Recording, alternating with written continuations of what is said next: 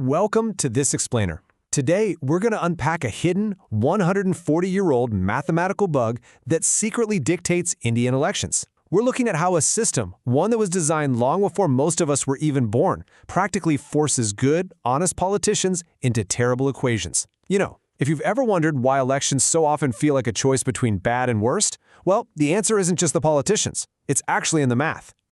All right, let's dive right in. Here's our roadmap for today. We are going to hit 1. The Cockroach Party symptom. 2. The dinner table bug. 3. The 3 viruses of FPTP. 4. The proportional representation solution. 5. Fixing the dark side. And 6.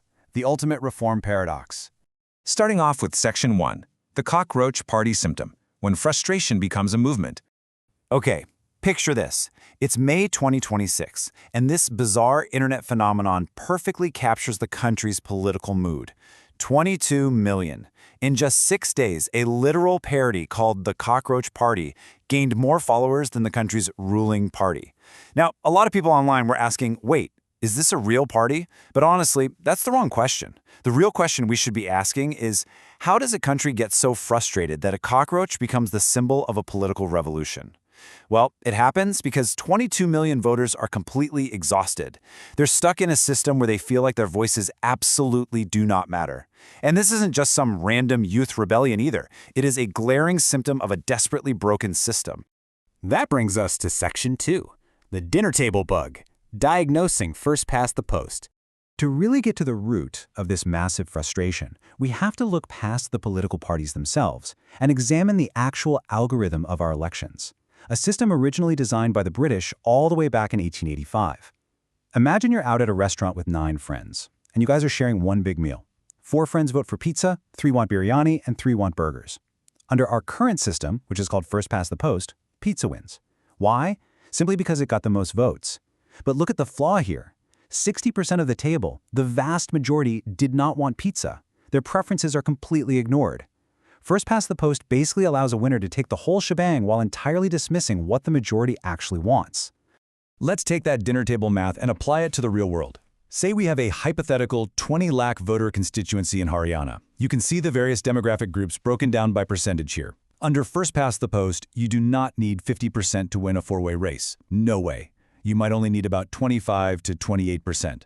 So, put yourself in the shoes of a politician looking at this math. What's your easiest path to victory?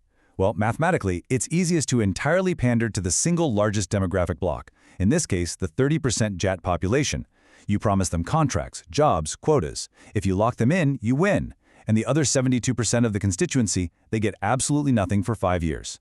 Which leads us to Section 3, 3 viruses of FPTP, what the algorithm breeds.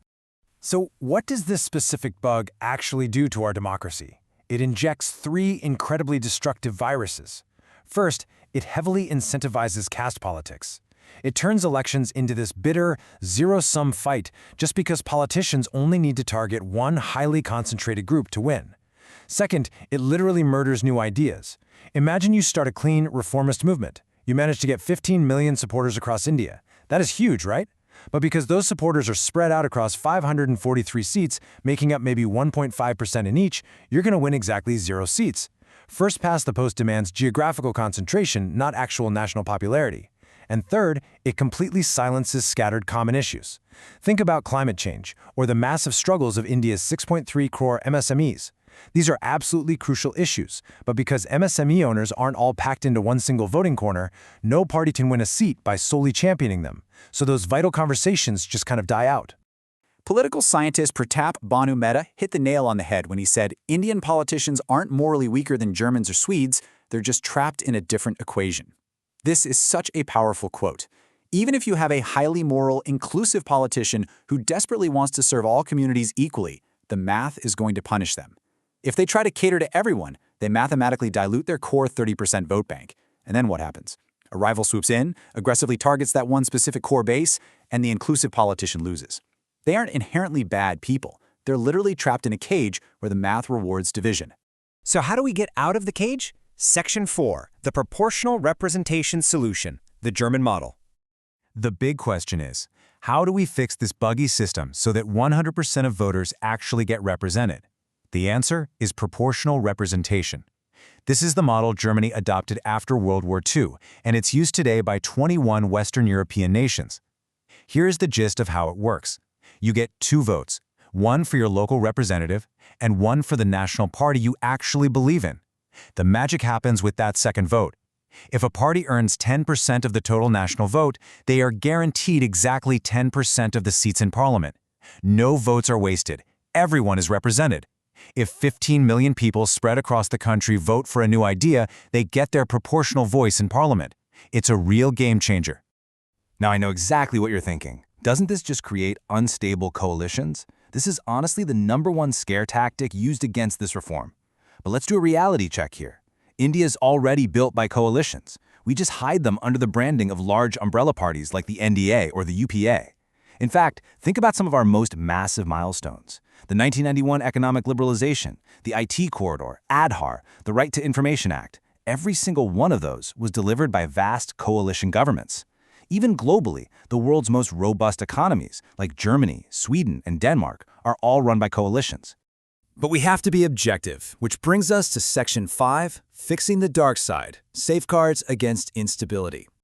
This comparison on the screen is absolutely vital. To be perfectly clear, proportional representation is not a magic pill. In fact, pure proportional representation in places like Italy and Israel can be a mess.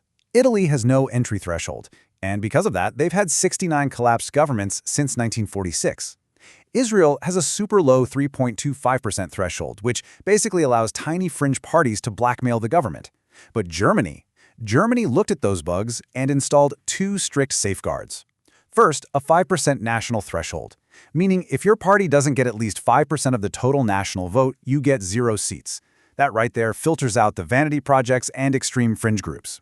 Second, they use a constructive no-confidence vote. This is genius. It means you cannot vote out a leader unless you already have a pre-approved, majority-backed replacement ready to step up immediately. No leadership vacuums, ever. If India adopts this reform, we have to copy the safeguarded German model. All right, final section. Section 6, The Ultimate Reform Paradox, Why the Bug Survives.